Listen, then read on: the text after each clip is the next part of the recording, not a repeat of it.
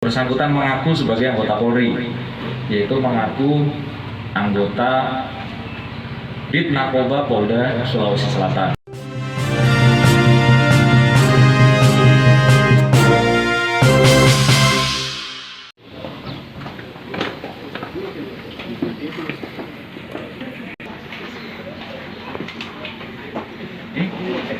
Kenapa di roda? Oh. Bismillahirrahmanirrahim. Assalamualaikum warahmatullahi wabarakatuh.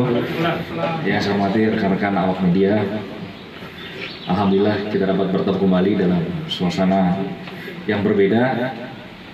Akbar bin Muhammad Rusdi Yustan, umur 41 tahun, pekerjaan petani, alamat Takalala, Wajo.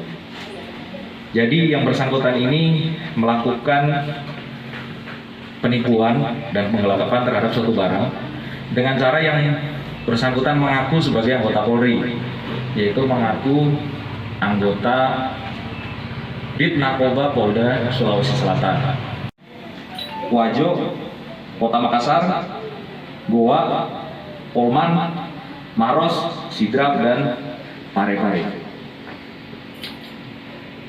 Kemudian barang bukti salah satunya yaitu senjata api mainan, bentuknya seperti ini.